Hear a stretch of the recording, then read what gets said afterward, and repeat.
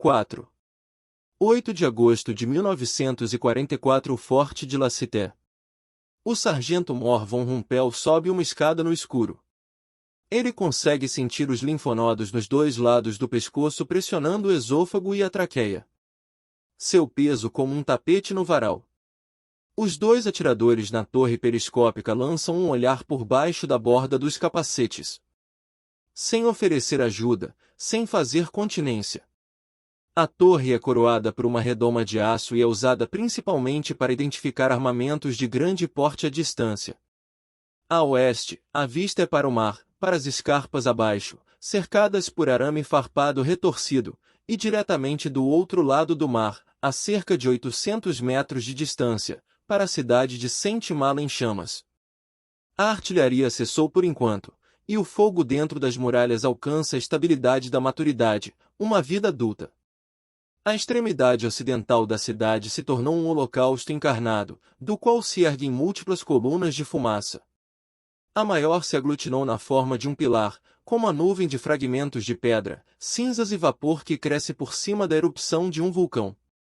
Vista de longe, a fumaça parece estranhamente sólida, como se tivesse sido esculpida em madeira reluzente.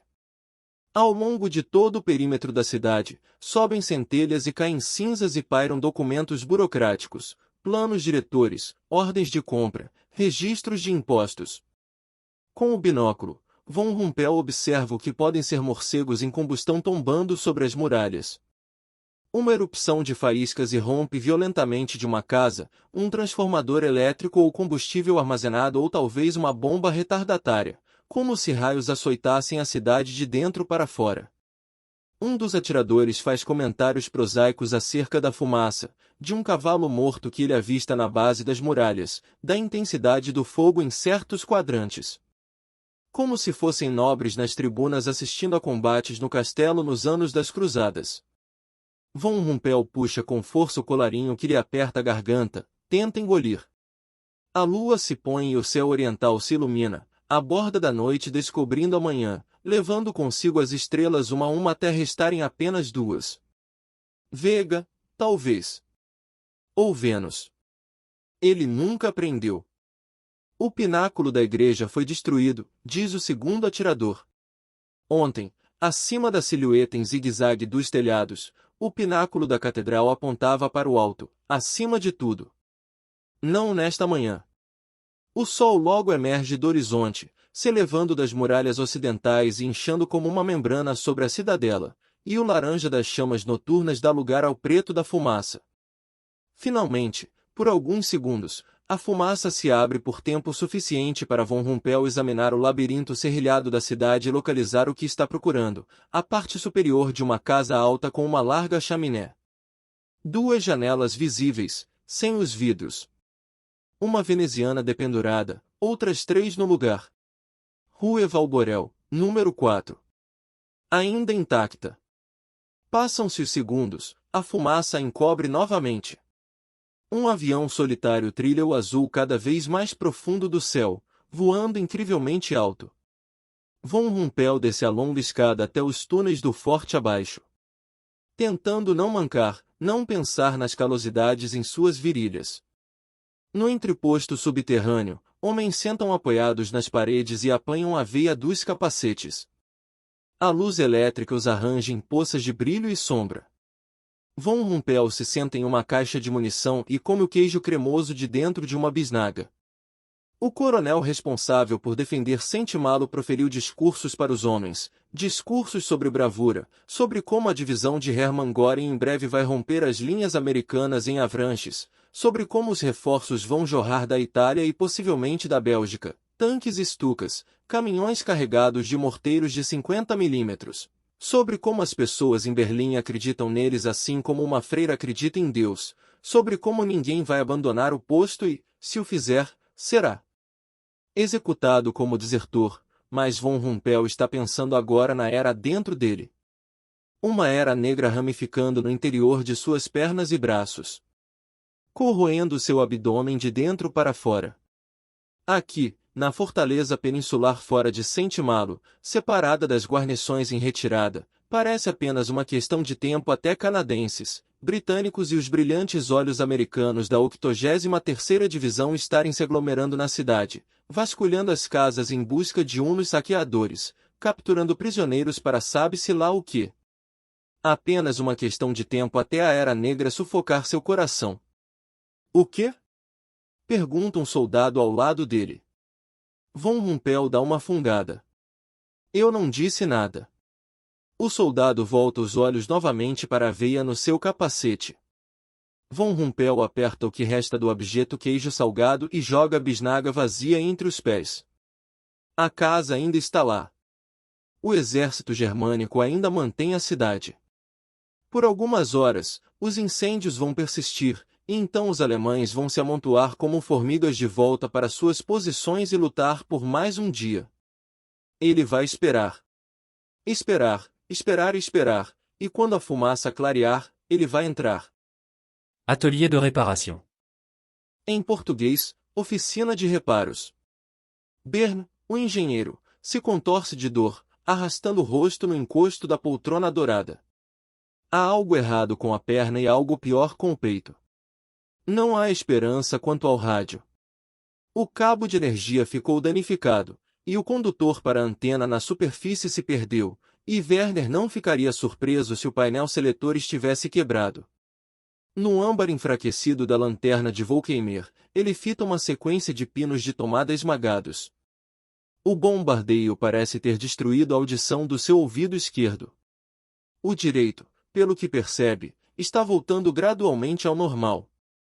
Ele começa a ouvir algum som além do zumbido. O crepitar do incêndio arrefecendo. O rangido do hotel acima. Uma estranha miscelânea gotejando. E Volkheimer, à medida que ele golpeia, de forma intermitente e insana, o entulho que bloqueia a escadaria. A técnica de Volkheimer, aparentemente, é se agachar por baixo do teto envergado, ofegante, segurando um pedaço de vergalhão em uma das mãos. Acende a lanterna e mapeia a escadaria bloqueada procurando por qualquer coisa que ele possa arrancar dali. Memorizando posições. Então, apaga a luz para preservar a bateria e prossegue com a tarefa no escuro. Quando a luz é religada, a confusão da escadaria parece a mesma. Um emaranhado comprimido de metal, tijolos e madeira tão espesso que é difícil acreditar que 20 homens pudessem passar por ela. Por favor, diz Volkheimer. Se ele está falando em voz alta ou não, Werner não é capaz de dizer. Mas Werner ouve a expressão no ouvido direito como uma oração distante. Por favor. Por favor. Como se tudo na guerra até agora fosse tolerável para Frank Volkheimer, o jovem de 21 anos, mas não está em justiça final. Os incêndios acima já deveriam ter sugado o restante de oxigênio deste buraco. Todos ali já deveriam estar asfixiados. Dívidas pagas, contas resolvidas. Ainda assim, estão respirando. As 3 vigas rachadas no teto seguram um peso que só é conhecido por Deus, 10 toneladas de hotel carbonizado, os cadáveres de 8 homens do pelotão antiaéreo e um enorme arsenal que não explodiu. Talvez Werner, devido às suas 10.000 pequenas traições, e Bern, por seus inúmeros crimes, e Volkheimer, por ser um instrumento, o executor das ordens, a espada do Reich, talvez os 3 tenham algumas contas maiores a ajustar, alguma sentença final a ser proferida. Primeiro o porão de um corsário, construído para estocar e ocultar ouro, armas e um excêntrico equipamento de apicultura. Depois uma adega de vinho. Depois o recanto de um faz-tudo. Atelier de réparation, um local para consertar coisas, pensa Werner. Um lugar tão apropriado quanto qualquer outro. Certamente há pessoas no mundo que acreditam que estes 3 têm algumas reparações a fazer. 2 latas. Quando Marie-Laure acorda, a pequena casa da maquete está alocada abaixo de seu peito, suado dentro do casaco do tio-avô. Será que já amanheceu? Ela sobe a escada e encosta o ouvido no alçapão. Nada de sirenes. Talvez a casa tenha queimado até desabar enquanto ela dormia. Ou então ela dormiu durante as últimas horas da guerra e a cidade foi liberada. Pode haver pessoas nas ruas, voluntários, policiais, bombeiros. Até americanos. Ela deveria passar pelo alçapão, caminhar até a porta da frente e sair na rua Valborel. Mas e se a cidade ainda estivesse tomada pela Alemanha? E se os alemães estivessem agora entrando de casa em casa, atirando em quem lhes apetecesse? Ela vai esperar. A qualquer momento Etienne a encontrará, lutando com todas as suas forças para alcançá-la. Ou está encolhido em algum lugar, balançando a cabeça, vendo demônios. Ou está morto. Ela diz para si mesma para economizar o pão, mas está esfomeada, e o pedaço está ficando seco. Antes que possa perceber, já comeu tudo. Se ao menos tivesse trazido o romance dela para o porão. Marie-Laure perambula pelo ambiente calçando apenas meias. Isto aqui é um tapete enrolado, a cavidade repleta de algo que cheira a raspas de madeira, ratos. Isto aqui é um caixote com papéis velhos. Um lustre antigo. As latas para armazenar conservas de Madame Manette. E aqui, no fundo de uma prateleira perto do teto, 2 pequenos milagres. Latas ainda cheias. Na cozinha não há mais quase nenhum alimento, apenas farinha de milho, um feixe de lavanda e 2 ou 3 garrafas de um Beaujolais fedorento, mas, aqui embaixo, 2 latas pesadas. Ervilha? Feijão? Talvez milho. Marie-Laure reza para que não seja óleo. As latas de óleo não são menores? Balança as latas, mas não consegue adivinhar. Marie-Laure tenta calcular as chances de que uma delas possa conter os pêssegos de Madame Manette, os pêssegos brancos do Languedoc que ela comprava aos caixotes, descascava, cortava em 4 e fervia com açúcar. A cozinha toda se enchia com o cheiro e as cores dos pêssegos. Os dedos de Marie-Laure ficavam grudentos, uma espécie de êxtase. 2 latas que Etienne não percebeu. Mas aumentar a expectativa é um risco ainda maior de se decepcionar. Ervilha. Ou feijão. Qualquer um dos dois seria mais do que bem-vindo. Ela enfia uma lata em cada bolso do casaco do tio, verifica novamente se a casinha está no bolso do vestido, se senta em um baú, agarra a bengala com as 2 mãos e tenta não pensar na bexiga pressionando. Certa vez, quando tinha 8 ou 9 anos, o pai a levou até o Panteão, em Paris, para descrever o pêndulo de Foucault. O peso, contou ele, era um objeto dourado no formato de um peão. Pendia de uma corda de 67 metros, uma vez que sua trajetória mudava com o tempo, explicou o pai, comprovou-se sem sombra de dúvida o movimento de rotação da Terra. Mas aquilo de que Marie-Laure se lembrava, perto do parapeito enquanto o pêndulo assobiava ao passar, era o seu pai dizendo que o pêndulo de Foucault jamais interromperia seu movimento. Continuaria balançando, segundo ela entendeu, depois que ela e o pai saíssem do Panteão, depois que ela fosse para a cama naquela noite. Depois que ela tivesse se esquecido sobre aquilo, e vivido sua vida inteira, e tivesse morrido. Agora é como se ela conseguisse ouvir o pêndulo no ar na frente dela, aquele enorme peão dourado, da largura de um barril, balançando o tempo todo, sem parar jamais. Talhando e retalhando sua verdade desumana no piso. Rue Valborel, número 4. Cinzas, cinzas, neve em agosto. O bombardeio continuou esporadicamente após o café da manhã e cessou por volta das 6 da tarde. Uma metralhadora é acionada em algum ponto, soando como uma fileira de contas correndo entre os dedos. O sargento Mor von Rumpel carrega um cantil, meia dúzia de ampolas de morfina e a sua pistola de campo. Sobre o quebra-mar. Sobre a língua de areia em direção ao imenso baluarte em chamas de Saint-Malo. Lá no porto, o pier foi estilhaçado em múltiplos lugares. Um barco pesqueiro semi-submerso flutua à deriva com a polpa para cima. Na cidade velha, blocos de pedra empilhados, sacas, venezianas, galhos, peças em ferro trabalhado e topos de chaminés enchem a rua de Dina. Floreiras esmagadas, molduras de janelas chamuscadas e cacos de vidro.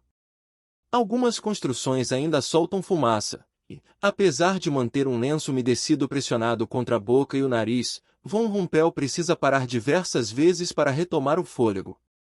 Aqui, um cavalo morto começando a apodrecer. Aqui, uma cadeira de veludo verde listrado. Aqui, as tiras rasgadas de um toldo anunciam um restaurante.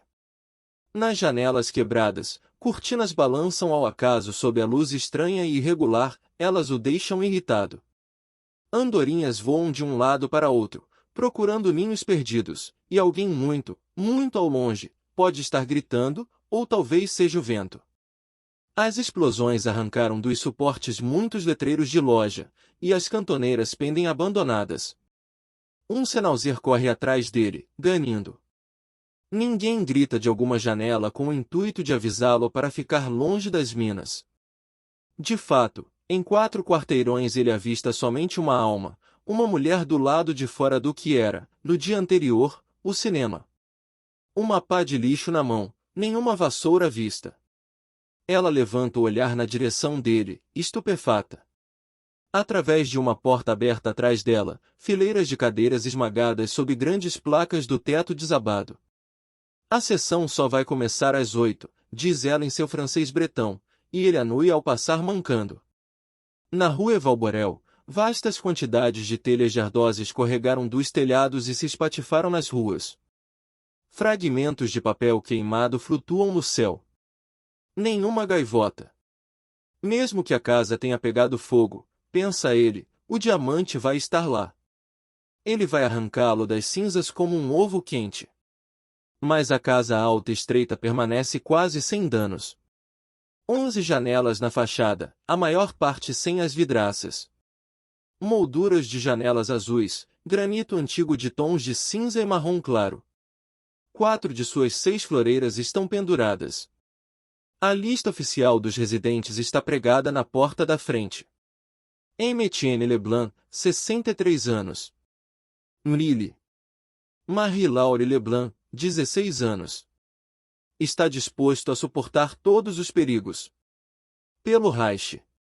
Por si mesmo. Ninguém o detém. Nenhum tiro silvando pelo ar. Às vezes o olho de um furacão é o lugar mais seguro para se estar. O que eles têm? Quando é dia e quando é noite? O tempo parece ser medido melhor por flashes. A lanterna de campo de Volkheimer se apaga, se acende. Werner observa o rosto coberto de cinzas de Volkheimer na luz indireta da lanterna, sua ajuda enquanto se inclina sobre Bern. Beba, fala Volkheimer sem emitir som ao segurar o cantil nos lábios de Bern, e as sombras arremetem para o teto quebrado como um círculo de assombrações se preparando para o banquete. Bern vira o rosto para o outro lado, o pânico nos olhos, e tenta examinar a perna. A luz da lanterna se apaga e a escuridão retorna. Entre os pertences de Werner estão o caderno de sua infância, o cobertor e meias secas. 3 porções de alimento. É toda a comida que lhes resta. Volkheimer não tem ração alguma. Tampouco Bern. Só possuem 2 cantis de água, cada um pela metade. Volkheimer também descobriu um balde de pincéis em um canto com algum sedimento aguado no fundo, mas até que ponto irá o desespero deles para beber isso? 2 granadas de vara, modelos 24, uma em cada bolso lateral do casaco de Volkheimer. Cabos de madeiras ocos na base de uma lata de aço repleta de cargas altamente explosivas, bombas de mão que os rapazes de Sulpulforta chamavam de espremedor de batata. Por 2 vezes Bern implorou a Volkheimer para usar uma delas na confusão compacta da escada, para verificar se conseguiam abrir caminho com a explosão. Porém, usar uma granada aqui embaixo, em um local tão fechado, por baixo de entulho presumivelmente coberto com munições intactas de 88 mm, seria suicídio. E ainda ao rifle de Volkheimer, a Karabiner 98K, um fuzil de ferrolho carregado com 5 balas. O suficiente, pensa Werner. Bastante. Só precisariam de 3, uma para cada um deles. Em alguns momentos na escuridão, Werner acha que o porão tem sua própria luz esmaecida, talvez emanando dos entulhos, o espaço se tornando um pouco mais vermelho à medida que o dia de agosto acima deles progride rumo ao entardecer. Após um momento, ele percebe que mesmo a escuridão total não é exatamente escuridão, mais de uma vez ele acha que pode ver seus dedos abertos quando os passa em frente aos olhos. Werner lembra de sua infância, as meadas de pó de carvão suspensas no ar nas manhãs do inverno, se instalando nos parapeitos das janelas, nos ouvidos das crianças, nos pulmões das pessoas. Mas, neste buraco, a poeira branca é o inverso, como se ele estivesse encurralado em alguma mina profunda, igual mas ao mesmo tempo diferente daquela que matou o pai dele.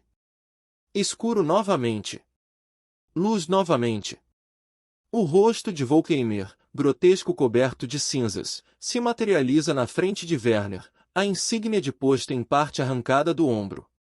Com o facho de sua lanterna, mostra a Werner que está segurando duas chaves de fenda em L e uma caixa de fusíveis elétricos. O rádio, diz, em direção ao ouvido bom de Werner. Você chegou a dormir?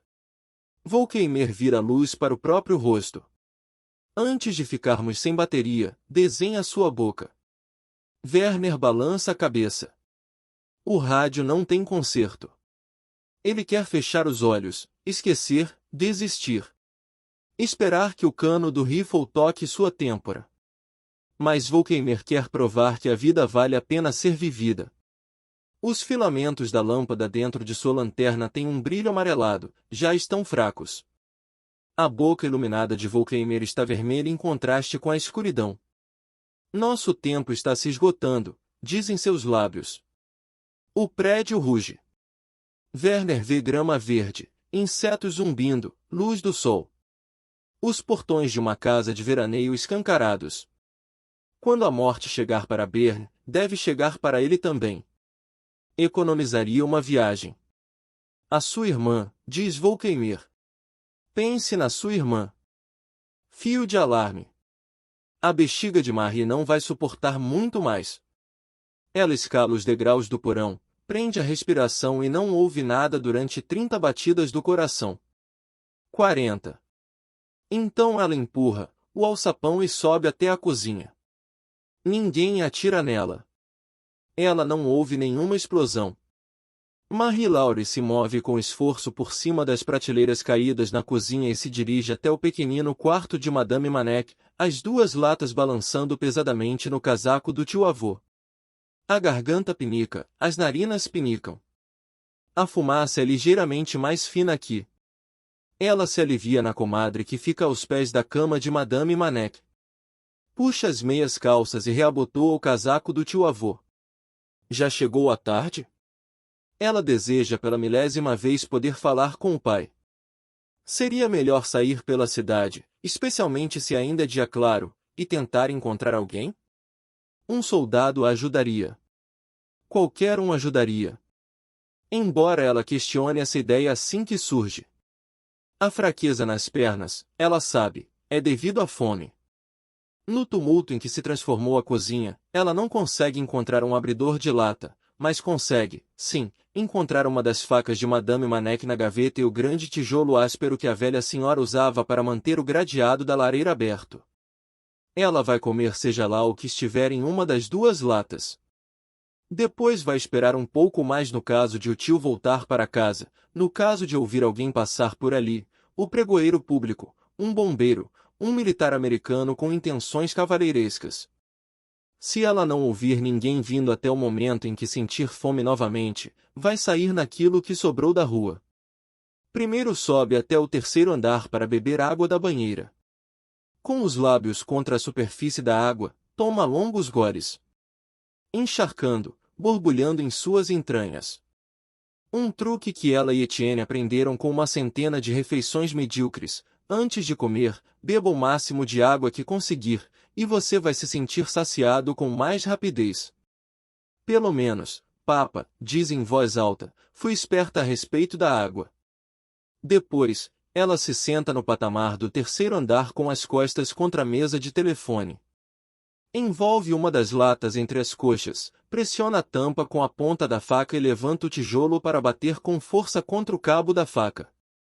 Porém, antes que possa baixar o tijolo, o fio do alarme atrás dela dá uma sacudida, e o sino toca, e alguém entra na casa.